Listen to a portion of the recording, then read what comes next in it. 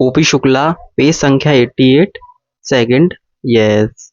सभापति महोदय, इस सदन में मैं एक महत्वपूर्ण विषय पर चर्चा करना चाहता हूँ।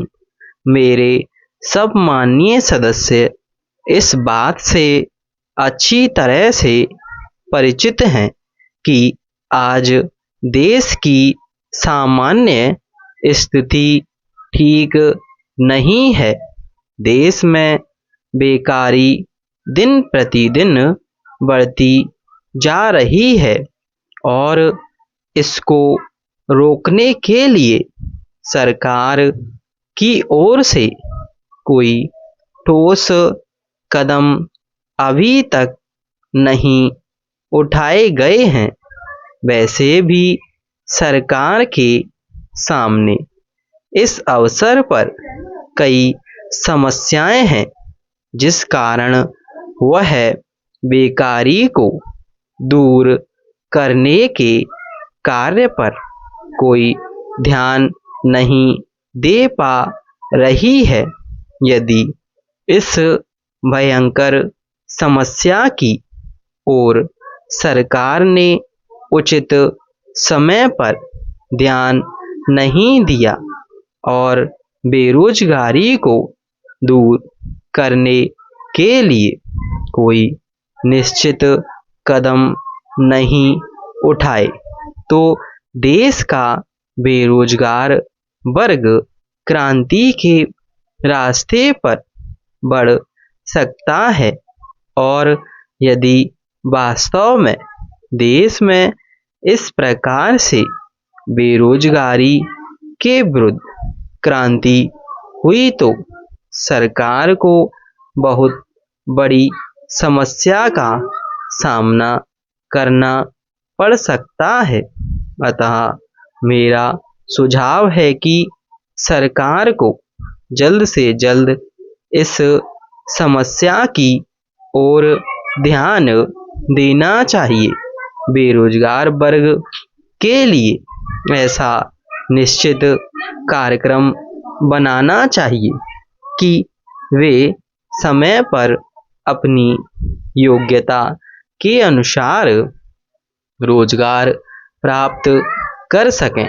यदि सरकारी सेवाओं में सभी शिक्षित बेरोजगारों को स्थान नहीं भी मिल पाता है, तो उनके लिए कुटीर एवं लघु उद्योग स्थापित करके काम के अवसर दिए जाने चाहिए। यही नहीं, शिक्षा प्रणाली में भी उचित परिवर्तन करने की आवश्यकता है।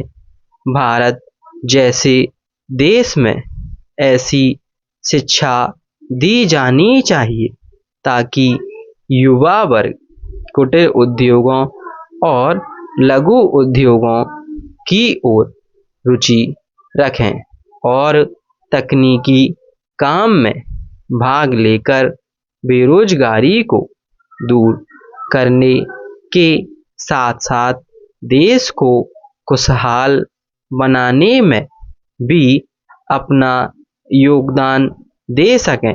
पैरा महोदय, अब मैं देश में फैले भ्रष्टाचार की ओर आपका तथा सदन में उपस्थित माननीय सदस्यों का ध्यान आकृष्ट करना चाहता हूँ।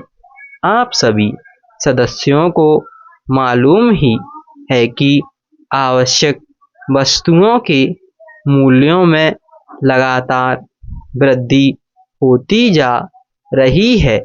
मूल्य वृद्धि के इस समय पर सरकार की ओर से कोई विशेष नियंत्रण नहीं रखा जा रहा है। परिणाम स्वरूप देश की जो आम जनता है उसे बड़ी परेशानी का सामना करना पड़ रहा है।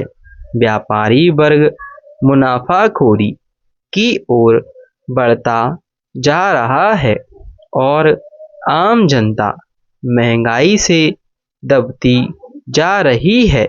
यही नहीं, लोगों के पास आवश्यक वस्तुओं को खरीदने के लिए भी पैसा नहीं है।